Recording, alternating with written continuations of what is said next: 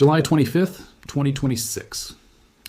Standing in the Oval Office next to the President of Lebanon, Donald Trump said 11 words that Iran's military command answered within 24 hours with a direct threat of war. He told reporters that area would be hit soon and hard, and that Iran had no way to stop it. That is the President of the United States, naming a specific mountain in central Iran as the next target in this war, on the record, telling the room he isn't afraid to say so publicly because he genuinely believes Iran has no way to stop it. Within a day, Iran's top joint military command responded, warning that any strike on that mountain would amount to an expansion of the war itself, promising a powerful attack against America and its allies in response. That is where this stands right now. Not a strike that's already happened, a threat both sides are now treating as inevitable, and a mountain that has quietly become the single most dangerous unresolved question in this entire conflict. But let's back all the way up, because to understand why this specific mountain matters more than any other target discussed in this war, you need its origin story. Known in Iran as Ku-e-Kolangazla, which translates roughly to Pickaxe Mountain, the facility sits about 1 mile south of Iran's Natanz uranium enrichment site, itself one of the 3 nuclear facilities struck by the United States and Israel during Operation Midnight Hammer back in June of 2025. Construction actually began years earlier, back in 2220, and Iran was upfront about the reason at the time. A previous centrifuge assembly plant at Natanz had been destroyed, widely believed to have been an Israeli sabotage operation, and Iran declared to the United Nations nuclear watchdog that this new underground facility would replace it, designed specifically to assemble centrifuges for uranium enrichment, with a stated capacity for roughly 6,000 centrifuges per year, according to analysis from the Institute for Science and International Security. So from the very beginning, this facility was Iran's answer to vulnerability. Something got destroyed above ground, so the replacement went underground into a mountain standing over 1,600 meters above sea level, with the facility itself estimated to sit at least 100 meters beneath the surface, according to that same institute's analysis. Some outside experts reviewing more recent satellite imagery suggest it could now be even deeper than that original estimate, as digging has continued steadily in the years since. The complex spans roughly 2.7 square kilometers of Iran's arid central plateau, protected by anti-aircraft batteries, security fencing, and Iran's Revolutionary Guard, with multiple tunnel entrances visible in satellite images taken over the years. Here's the pivotal detail that turned a known facility into the most urgent target in this entire war. After American and Israeli strikes devastated Fordow, Natanz, and Isfahan in that June 2025 operation, construction at Pickaxe Mountain didn't slow down. It accelerated. According to satellite image analysis from the Center for Strategic and International Studies, Iran built security walls around the entire site in the aftermath, with tunnels now confirmed running west, east, and south of the mountain. That is not the behavior of a country abandoning a project. That's a country doubling down on the one facility that survived the most significant strike campaign against its nuclear program in this war's history. And then, according to reporting from the Wall Street Journal, citing both Israeli and American officials, something even more significant happened. Iran transferred thousands of uranium enrichment centrifuges into the underground facilities deep inside Pickaxe Mountain, moving them there last fall in the months directly following that 12-day war. Think about the strategic logic behind that decision. Every other major enrichment facility Iran possessed had just been struck. Pickaxe Mountain was the one site that hadn't been touched. If you were Iran's leadership trying to rebuild your most sensitive nuclear infrastructure after watching 3 other facilities get devastated, the untouched mountain would understandably look like the safest place left to put what remained of your most critical equipment. Read that again, because it's worth sitting with. If you spent 5 years building a facility specifically because your previous one had been destroyed, and then secretly moved your most sensitive remaining equipment into it precisely because it was the one site that had survived every previous wave of strikes, how would it feel to watch the President of the United States name that exact mountain publicly, repeatedly, as the next target? Trump's language on this specific target has been escalating for weeks, and the pattern of exactly how it's escalated tells you a great deal about how seriously this is actually being treated inside the American government. Earlier this month, on the Hugh Hewitt Show, Trump first named the site directly, saying his administration was watching it closely, that Iran wasn't making much progress on its nuclear efforts, and that every time activity was detected there, it got struck. Then, this past Tuesday in the Oval Office, standing beside Lebanon's president, he escalated both the certainty and the intensity of his language, saying the strike was coming soon and would be heavy, adding that he wouldn't be speaking this openly if he thought Iran actually had a way to respond. That last point deserves close attention, because it's Trump explicitly explaining his own reasoning for speaking this openly about an active military target. He's telling the room, on the record, that the only reason he feels comfortable naming this target publicly is that he believes Iran has no meaningful way to defend it or retaliate effectively before it happens. When a reporter pressed him directly on the Wall Street Journal's reporting about the centrifuge transfer, Trump didn't deny it. He acknowledged Iran may have moved the centrifuges there, though he said it wasn't officially confirmed, then conceded this particular report might actually be accurate.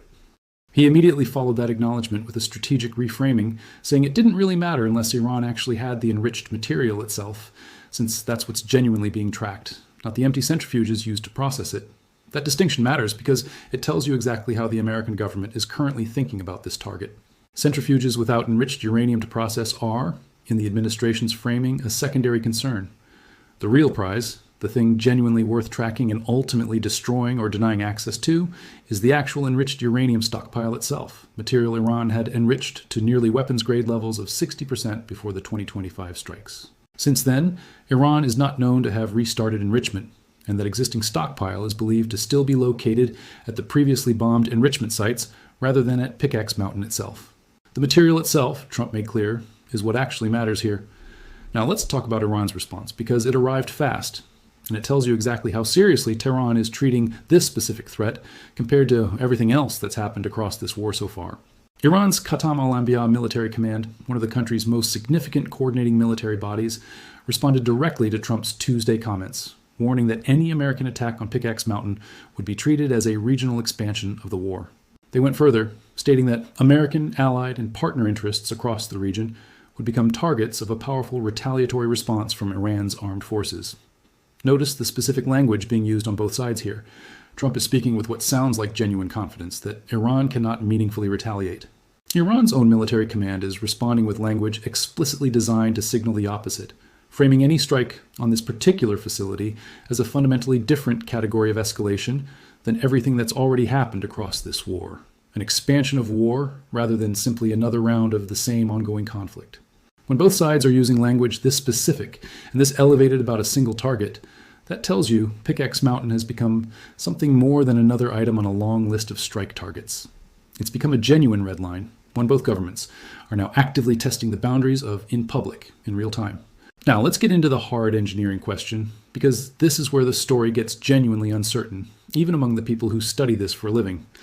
The weapon at the center of this entire question is the GBU-57 Massive Ordnance Penetrator, officially designed by the United States, specifically to destroy exactly this category of hardened, deeply buried facility.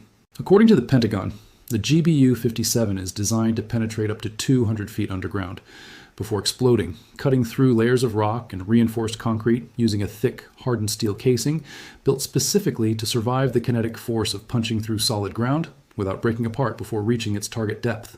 This is the same weapon used during Operation Midnight Hammer in June of 2025, when a U.S. general confirmed that 14 separate GBU-57 bombs were used across strikes on Iran's 3 primary nuclear facilities, marking the first combat use of this specific weapon in the history of warfare.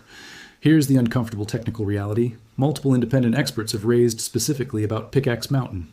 Even at Fordo, where the GBU-57 was already used successfully to disable centrifuges buried deep inside a mountain, American officials reportedly discussed using 2 of these bombs in succession, dropping the second directly into the crater created by the first, specifically to ensure a target buried at extreme depth was actually destroyed rather than merely damaged. And even with that 1-2 punch strategy already validated in combat, it remains genuinely unclear whether that same approach would be sufficient against a facility believed to be buried even deeper than Fordo and protected by fundamentally different geology. An analyst with the nuclear risk assessment organization Open Nuclear Network has directly assessed that Pickaxe Mountain's specific granite geology could actually reduce the effectiveness of conventional bunker-busting weapons compared to what those same weapons achieved at Fordo. That's a critical distinction most casual coverage of this story misses entirely. Not all underground rock is equal from a penetration physics perspective. The composition and structural characteristics of the granite surrounding Pickaxe Mountain may behave differently under the extreme kinetic stress of a 30,000-pound bomb impact than the rock and reinforced concrete layers that made up Fordo's protective shell. A strategy that worked once before isn't automatically guaranteed to work again against a genuinely different geological target. Here's the number that puts this in real perspective. A 2007 U.S. Air Force report indicated the GBU-57 was originally designed to burrow up to 200 feet underground before exploding. Independent expert analysis of Pickaxe Mountain, based on satellite imagery from the Institute for Science and International Security, places the facility at a minimum depth of 100 meters, which converts to roughly 328 feet, already exceeding the weapon's originally designed penetration depth. And that's before accounting for the possibility, raised by some experts studying more recent imagery, that continued digging may have pushed the facility even deeper. When Defense Secretary Pete Hegseth was directly asked during a July 21st Senate Appropriations Committee hearing whether the U.S. military can actually damage whatever exists inside Pickaxe Mountain, he responded carefully, acknowledging that much of what the military can do is classified, but expressing broad confidence in America's ability to reach virtually any target anywhere. Notice that Hegseth didn't actually confirm the weapon could reach the target depth.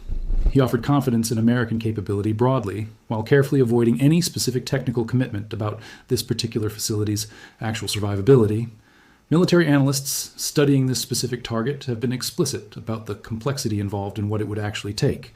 Destroying a facility protected by hundreds of feet of jagged solid mountain rock, rather than a standard reinforced concrete bunker, would likely require complex sequential strikes, dropping multiple bunker-busting bombs into the same impact crater in careful succession, each one boring deeper than the last, similar to the approach reportedly used against some of the deepest chambers at Fordo.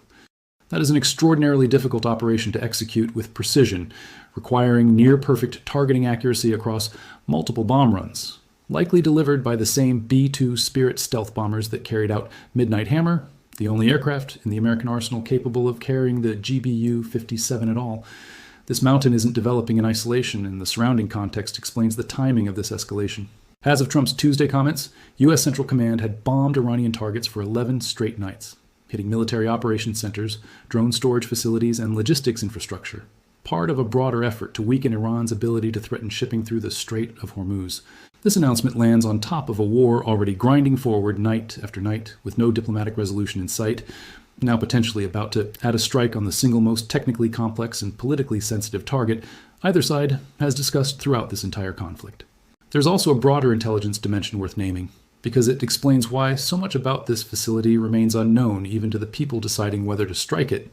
Iran's foreign ministry spokesman, responding directly to Trump's comments, maintained that Iran had already fully declared its nuclear activities to the IAEA and insisted no nuclear activity was currently taking place at Pickaxe Mountain. Here's the detail that undercuts that assurance considerably. The UN nuclear watchdog has never gained access to the site to independently verify that claim. Everything the outside world knows about what's happening inside Pickaxe Mountain comes exclusively from satellite imagery and expert analysis working from the outside in, never from direct on-the-ground inspection. Kelsey Davenport, Director for Nonproliferation Policy at the Arms Control Association, has pointed to resumed inspections as the critical missing piece, a genuine diplomatic off-ramp that technically still exists. Watch for any additional satellite imagery analysis specifically addressing the facility's true depth and its ventilation or access shaft structure, comparable to the analysis that revealed exactly how the Fordo strike was actually executed, through its ventilation shafts rather than through direct penetration alone, whether Pickaxe Mountain has similarly exploitable structural features, or whether it was specifically engineered, learning directly from what happened to Fordo, to eliminate exactly that vulnerability, may end up being the single deciding factor in whether a strike here succeeds in genuinely destroying what's inside or simply damages the entrance while leaving the deepest chambers intact. There's a broader strategic lesson underneath this entire story that extends beyond this one mountain. Iran's entire strategy here rests on a bet it has now made twice. Build deeper than whatever was destroyed before, and depth alone will keep the next facility safe. That bet partially worked with Fordo for years, right up until the GBU-57 was actually deployed against it. Iran appears to be making that same fundamental bet again right now, with a facility built even deeper on even harder terrain, specifically because it watched what happened to the last one. What today's political standoff demonstrates, regardless of whether a strike on Pickaxe Mountain actually happens in the coming days, is that secrecy and depth have a genuinely limited shelf life against an adversary that has consistently demonstrated the intelligence capability to identify exactly where Iran is moving its most sensitive assets, often within months of the decision being made. The mountain can slow a strike down. It can make any eventual strike considerably more technically complicated and considerably less certain to fully succeed. But it has not so far kept this facility's existence, location, or suspected contents a secret from the two governments, now openly discussing whether to destroy it. Let's bring this together and hold the complete picture as it actually stands, rather than collapsing it into either certainty a strike is imminent or dismissal that it's empty political theater. What is confirmed? Pickaxe Mountain is a real, extensively documented underground facility located about 1 mile south of Iran's Natanz enrichment site, under construction since 2020.